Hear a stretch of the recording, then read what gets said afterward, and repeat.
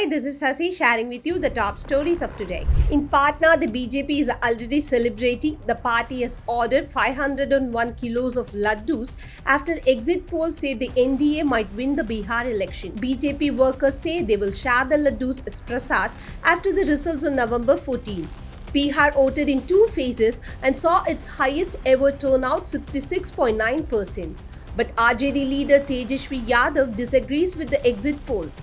He called them BJP director and said the real results will be different. Tejasvi believes the India Alliance will form the next government.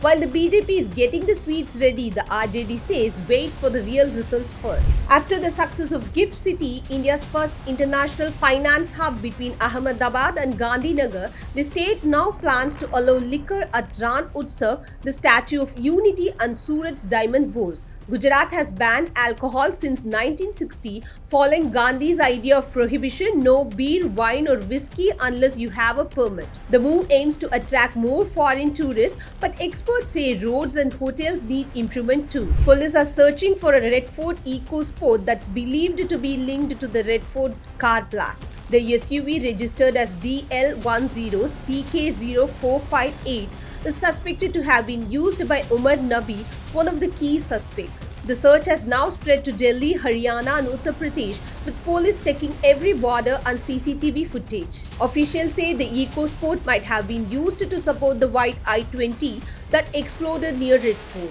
Investigators believe the EcoSport could hold key clues about the planning and movement of the suspects before the blast. Faridabad's Al Falah University has issued a statement after two of its doctors were arrested in connection with the Delhi blast case. The university says it has no link to the accused beyond their employment and has expressed deep anguish over the incident. It also clarified that no explosive or chemical materials were ever stored or used on campus and that all labs follow proper safety rules. The university added that it will fully cooperate with the investigators in the ongoing probe.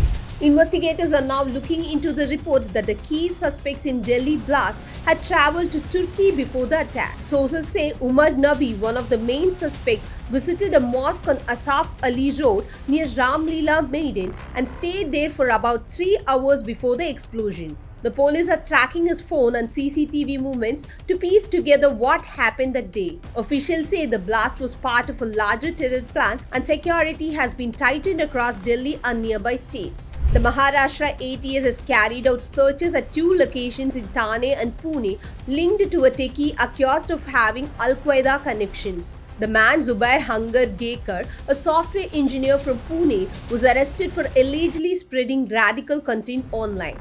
During the raids, officials recovered documents on IED making and even Osama bin Laden speech in Urdu.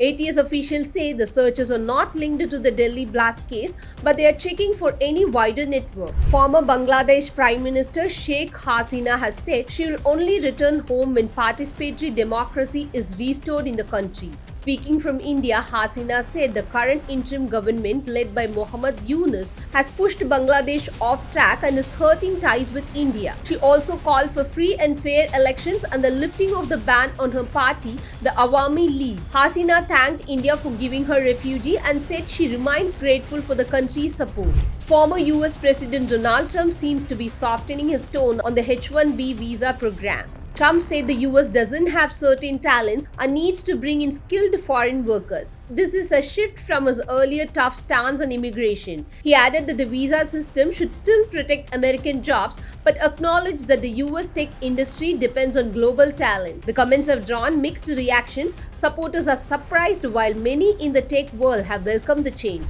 A suicide bombing outside a court in Pakistan's capital, Islamabad, has killed at least 12 people and injured several others. Police say the attacker tried to enter the courtroom but blew himself up near a police vehicle when stopped. The Pakistani Taliban have reportedly claimed responsibility for the attack.